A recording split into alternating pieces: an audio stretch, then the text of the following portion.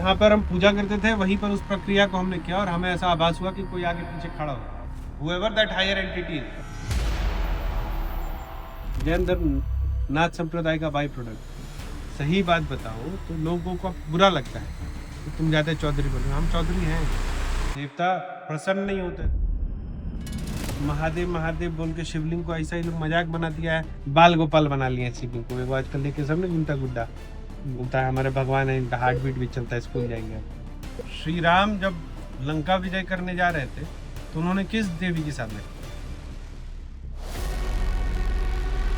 हमारा जो एक थॉट प्रोसेस है महिलाओं के बारे में, वो मेरा सोशल मीडिया पे आने के बाद बदल गया। उसके घर में जानवर होगा तो उस घर में कोई ना कोई बहुत विचित्र समस्या होगी। यहाँ रोज स्त्रियों का बलात्कार हो रहा है, यहाँ जो वृद्ध है ना उनको लूटा जा रहा है, यहाँ रोज हत्याएं हो रही है।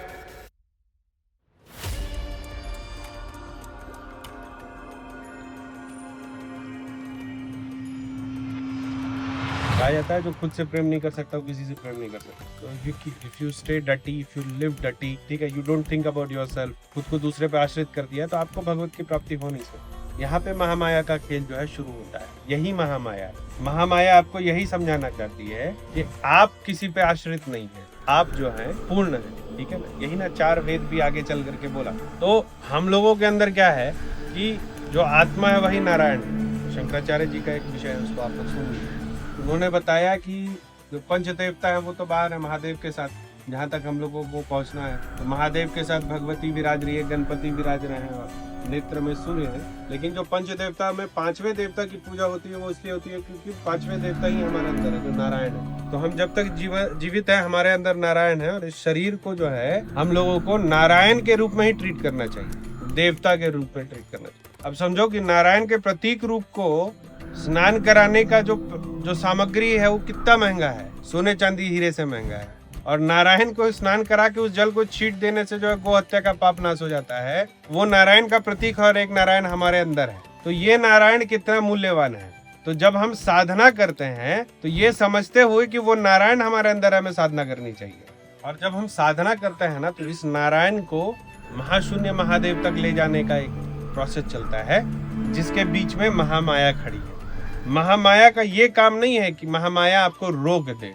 जब नारायण हमारे अंदर आते हैं ना तो वो इस शरीर के बंधन में बंध जाते हैं, वो 5 सेंसेस में बंध जाते हैं। उनको इतना ही एक्सपीरियंस होता है जितना हम अपने 5 इंद्रियों से उनको करवाते हैं। महामाया का काम है कि आपको आपके उस 5 इंद्रियों का उपयोग करवाते हुए और आपको इतना इंटेलिजेंट बना दे कि आप महादेव का स्पर्श कर पाए।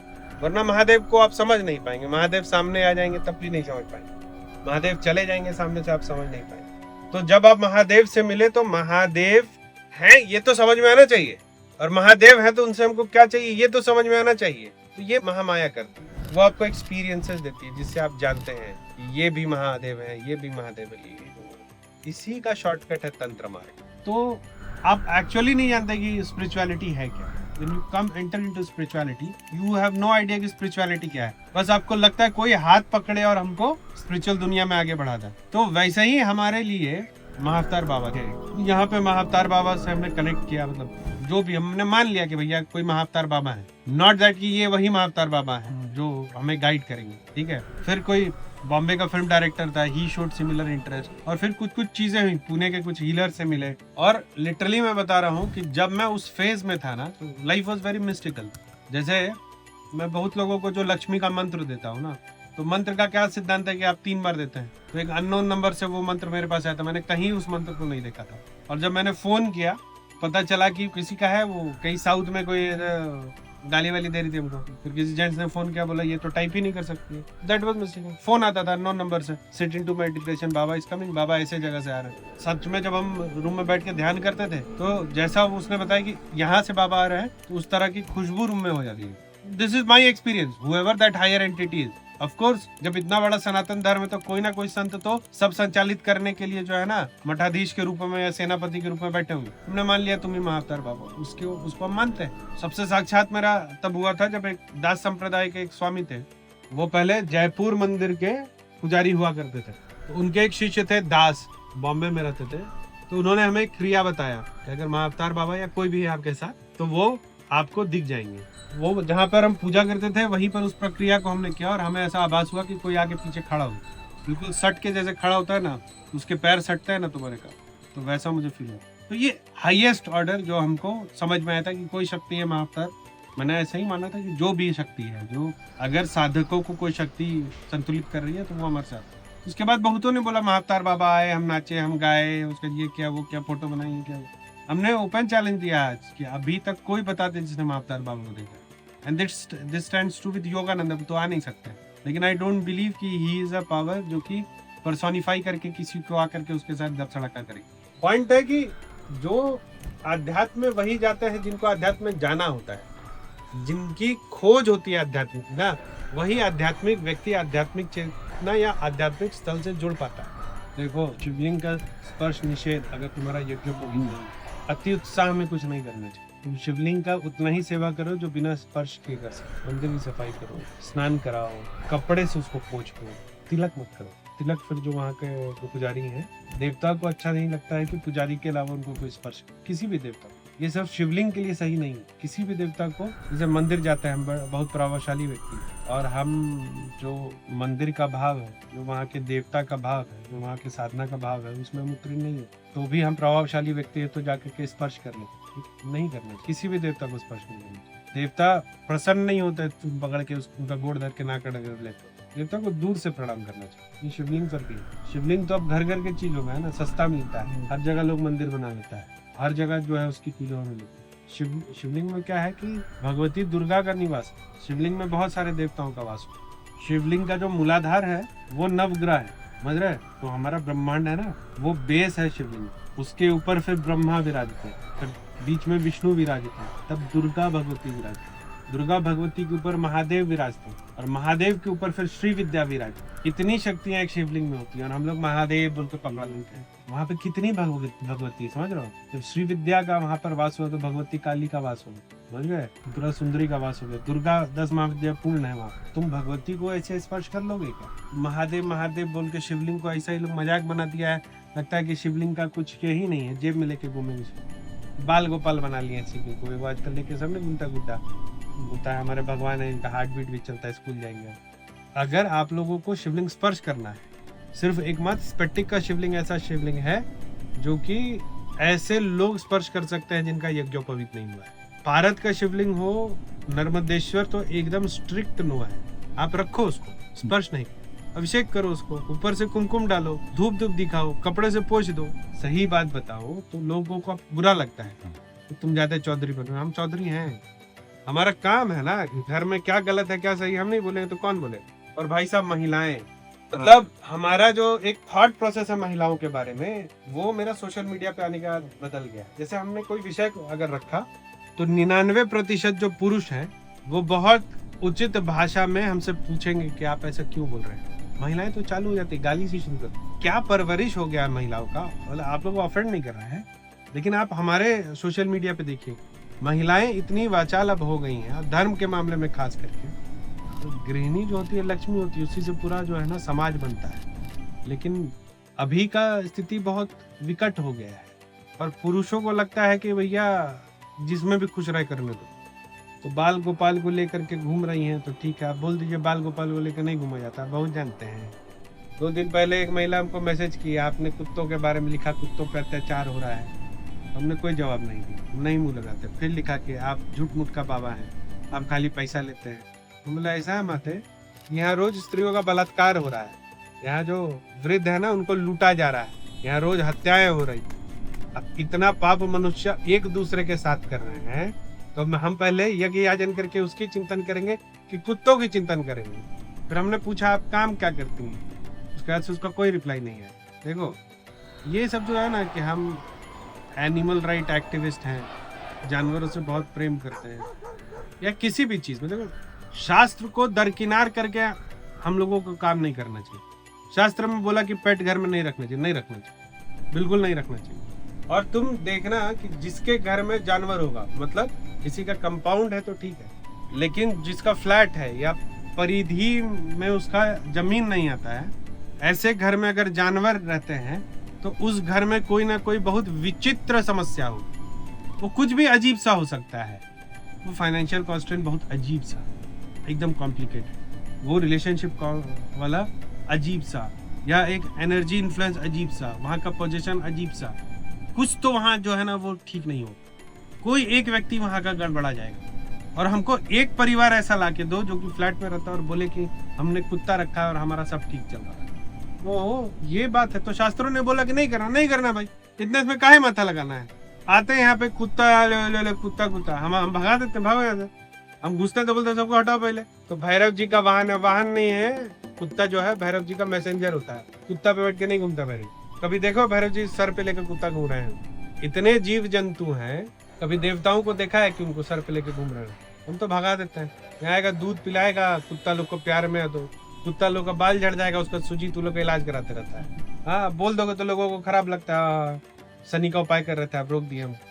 ये एक बात है, जानवरों का विषय अलग है, लेकिन देवताओं के साथ भी वही ना चल रहा है अभी। अब हम जब यहाँ पे दुर्गा पूजा करते हैं तो विशेष सर्ग और सामान्य अर्घ्य की स्थापना होती है। उसका दो प्रयोजन होता है, तो भगवती, प्रेत और जो भैरवी होती है ना, उसको तर्पण दिया जाता है, देखने में बहुत अच्छा लगता है। तो हमारे एक चेले ने फोटो भेजा, गुरुजी हमने भी लगाया है। हमने बोला कि कौन सा यंत्र पे रखा, इसमें यंत्र भी लगता है। हमने बोला मंडल कौन सा पूजा का, इसमें मंडल भी होता है। बोला सामग्री क्या क्या डाला, तो बोला फूल। हमने कहा नहीं कोई चीज समझ में आता है, उसको करने की क्या आवश्यकता है। 99% जो आज के डेट में लोग पूजा सब घर में कर रहे हैं, वो देखा देखी कर। अब तुम जैसे करो रुद्राभिषेक, तुमको ज्ञान नहीं है वो क्यों होता है क्या? ब्राह्मण तो बाबा खुश होते हैं, यही ना सोचते। रुद्राभिषेक का एक प्रयोजन है, अन्यथा रुद्राभिषेक नहीं कराया जाता। कोई भी पूजा जो है, विशेष पूजा हमेशा प्रयोजन युक्त होता है, बिना प्रयोजन के पूजा नहीं होता है। जैसे घर में लोग कथा कराते हैं तो उसका एक प्रयोजन होता है ना, कि हम घर शांति के लिए कथा करा रहे हैं। तो किसी भी पूजन का एक प्रयोजन होता है। जबरदस्ती देवता को नहीं परेशान किया जाता है। कोई बोले कि भैया हम बड़ी पूजा कर रहे हैं तो देवता हमको ज्यादा फल देंगे। हमारे एक बहुत अच्छे जानकार थे, उनको बहुत दम था कि वो महादेव के पुजारी है, मतलब भक्त हैं। भक्त होना अच्छी बात है, सदगति की प्राप्ति होती है, लेकिन भक्त कैसे होते हैं? तो वो हमको बोलते थे कि देखना हम सदगति की प्राप्त करेंगे। वो सुबह उठते थे, कितना भी ठंडा रहता था, वो जाते थे महादेव को जल डालते थे 10 लोटा। तो बोलते थे अरे हमको थोड़ी कुछ हो जाएगा। और वो एक दिन भरी जवानी में वो बाथरूम गए, उसी में रह गए। तो तुम किसी चीज को सोच रहे हो कि हम बहुत भक्ति कर रहे हैं, मतलब गुरु जी का मोबाइल नंबर है ये नहीं है, फोन लेके बता रहे हैं हाँ गुरु जी और आज ये किए हम, समझ रहे हो बात? फोन नंबर मेरा रहे तब तो गुरु जी के पास बात आए ना। आप सीधे फोन ले लिए, क्योंकि गुरु जी के हाथ में भी फोन है, हमारे हाथ में भी फोन है, तो फोन कान पे रख लिए तो गुरु जी से बात होगी, नहीं ना होगी। वैसे देवताओं का एक पूरा व्यवस्था है, विधान है, उसको अगर आप नहीं कर रहे हैं तो फिर कोई मतलब नहीं बनता आप क्या कर, वो समय का व्यर्थ है। तो इसीलिए गुरु की आवश्यकता है। गुरु आपको बताएगा कि एग्जैक्ट आपको क्या करना है, ताकि आपको देवता मिल जाए, है ना। वो विधान, उससे परे नहीं जाना चाहिए। और वो भी क्या, आपको गुरु से भी जानना चाहिए कि आपका कौन से गुरु परंपरा से आपको ये ज्ञान दे रहे हैं, और हमारे गुरु परिवार में किन लोगों को प्राप्ति हुई देवत्व की, कि आप बोल रहे हैं कि हाँ देवत्व की प्राप्ति हुई। एज एन इंडिविजुअल सेरेमनी नहीं देख सकते, it is a part of ceremony, कि अगर देवता है तो इतने प्रकार का मतलब तत्व हम देवता को अर्पित किए। तो जब पूजा का शुरुआत होता है, जो शुरुआत में जल होता है, तो आप पूछे जल क्यों देते हैं? हमने अक्षत छीटा तो अक्षत क्यों देते हैं? हम फल देते हैं तो क्यों देते हैं? हम फूल देते हैं तो क्यों देते हैं? सबका एक ही प्रयोजन है कि वो जब देवी आई तो उनको प्रसन्न करने के लिए ये सारी चीजें लगती हैं, तो ये दी जाए, ठीक है ना। उसको इंडिविजुअली नहीं देख सकते हैं। हमें लगता है कि उसमें एक सेंट्रल नर्वस सिस्टम है, लेकिन जितना चीज हम उनको देते हैं वो कभी ना कभी जीवित होते हैं, जल के अलावा सबको हम लोग अर्पण करते हैं। अब मान के चलो कि बेलपत्र देते हैं, तो बेलपत्र भी तो पेड़ से तोड़ के देते हैं, पेड़ को भी तो दर्द होता है, आ नहीं बोलता है तो इसका मतलब उसमें जान नहीं है। एक धर्म जो होता है ना, धर्म बहस की चीज नहीं है, क्योंकि हमने क्या बोला कि हम लोगों के समझ के परे है ये दूर, ठीक है। और सिर्फ धर्म में ही ये ज्ञान नहीं लगना चाहिए। उद्धार नहीं हुआ उग्र देवताओं के। श्री राम जब लंका विजय करने जा रहे थे तो उन्होंने किस देवी की साधना की? तारा का साधना किया, क्योंकि उनके जो गुरु थे उन्होंने ही तारा को सबसे पहले सिद्ध किया था। कौन? उन्होंने बोला था अगर यज्ञ को, मतलब अपने यज्ञ को, युद्ध वाले यज्ञ को अभेद करना है तो तुमको तारा को ही बुलाना हो। इसीलिए वो कमल चोरी हुआ था और वो आंख निकाले थे। क्यों आंख निकालना पड़ा था उनको? लोग सोचते कि दुर्गा का पूजा करे थे, महामाया खेल रही थी और कमल चोरी कर लिया और नैन निकाला। नहीं, क्योंकि वशिष्ठ का ही श्राप था कि तारा की पूजा सात्विक नहीं हो सकती है, उसको किसी ना किसी हालत में उच्चिष्ट करना था, अशुद्ध करना था। इसीलिए उसमें फिर आंख का ये आया, मांस चढ़ गया ना, तो वो उच्चिष्ट हो गया पूजा, तो तारा प्रसन्न हो गया। जैन धर्म की स्टोरी पब्लिक में नहीं सुनी। जैन धर्म नाथ संप्रदाय का बाई प्रोडक्ट, दो जैन और कौलांतक, ये हम लोगों का बाई प्रोडक्ट है। बाद में इन लोगों ने लिखने लगा कि हम बहुत पहले के हैं, लेकिन नाथ संप्रदाय के बाद का संप्रदाय है ये सब। और नाथ संप्रदाय से रुष्ट होकर के जैन और कौल दो बने। ये जो समझने वाला विषय है ना कि कर्म, हर क्लास को पास करना, इसको स्किप करने का एक तरीका है, और इसको स्किप करने का तरीका है तंत्र। तो तंत्र से हम इसको कैसे स्किप करते हैं? जब आप जीवन के किसी प्रॉब्लम में होते हैं, किसी सिचुएशन में होते हैं ना, तो आपका ब्रेन फंक्शन वो तेज हो जाता है, ठीक है, और वो खुद को इवॉल्व करता है, तो ब्रेन जो है वो खुलता है। अब हमारे सनातन सिद्धांत में क्या बोलता है कि जब आप मंत्रों का उच्चारण करते हैं तो वो कोड्स खुल जाते हैं। उन कोड्स को खोलने का तरीका है वाइब्रेशन, शब्द, ईश्वर। तो तंत्र मार्ग में आप मास्टर बनते हैं इन वाइब्रेशन का। उससे दो चीजें होती हैं, एक तो ये होता है जब एनर्जी को जगाते हैं, ठीक है, एक एनर्जी जब निकलती है तो वो चाहे तो लोअर डायमेंशन की एंटिटी होती है या हायर डायमेंशन की एंटिटी होती है, ठीक है, तंत्र मार्ग में। तो आपको एक जीवन जी करके वो डायमेंशन के बारे में जानने से ज़्यादा बेहतर ये कि उस डायमेंशन की एंटिटी आपको कहानी बता देती है कि ये ज्ञान है हमारे दुनिया का। हायर एंटिटी आई, वो आपको बता दी ये कहानी हमारे दुनिया का। तो एक बहुत बड़ा जो वो जानने का जो एक चक्र है वो समाप्त हो जाता है। दूसरा, मंत्रों के वाइब्रेशन पे जब आप हायर लेवल ऑफ तंत्र करेंगे, जब यंत्र और सामग्री की आवश्यकता नहीं पड़ती है, तो अपने अंदर में मंत्रों से हम अपना शरीर रूपी यंत्र को जागृत करते हैं, और तब जो लॉक्स है हमारा ब्रेन का खुल जाता है, और तब हम लोगों को अनंत ज्ञान की प्राप्ति होती है। तो वो जो क्लास 1, 2, 3, 4 स्टैंडर्ड में आपको पढ़ते हुए जाना था और फिर आप ग्रेजुएट होते, आप एक ही जीवन में उस ग्रेजुएशन लेवल पे, या 2 जीवन 3 जीवन, जैसा आपका साधना स्तर है, आप उस पर पहुंच जाते हैं। तो माया जो आपको सिखाना चाहती है उसका एक्सप्रेस वे होता है तंत्र। इसीलिए तंत्र में हम लोग माया को छोड़ के नहीं चलते, माया के साथ चलते हैं, माया को जीते हैं, पूरा जीते हैं, और माया पर हम विजय प्राप्त करते हैं। कोई भी चीज जो हमें बहुत लुभाती है उसको इतना जीते हैं कि फिर उसको जीने की इच्छा नहीं होती। लोग कहने के लिए सुपर इंटेलिजेंट है, लेकिन जब हम भीड़ में होते हैं, है ना, या किसी सिचुएशन में होते हैं, जब हम सेल्फिश होते हैं, तो वो हमारे अंदर का जानवर निकलता है, और वो जानवर सबके अंदर में होता है। जब तक आप साधना मार्ग में नहीं जाते हैं, जब तक आप उस अनुभूति को प्राप्त नहीं करते हैं, तब तक आपका ये एनिमल एक्सटिंक्ट आप पर जो है हावी रहता है। और जब आप साधक बन जाते हो, आप मनुष्य बन जाते हैं, नहीं, आप देवता बनते हैं। मनुष्य कोई स्तर ही नहीं है। मनुष्य और जानवर एक ही पायदान पे आता है, और देवता हम लोगों को जानवर ही समझते हैं। हमारे शास्त्रों में वर्णित है कि किस तरीके से आप साधना मार्ग से देवत्व को प्राप्त कर लेंगे। हमने कई बार बताया कि इंद्र जो है वो पहले मनुष्य थे। अभी जो मनुष्य है उसमें कोई साधना करके निकलेंगे, अगले इंद्र वो बनेंगे। इसमें ही से कोई साधना करके निकलेंगे, अगले ब्रह्मा वो बनेंगे। सिर्फ महादेव कोई नहीं बन सकता।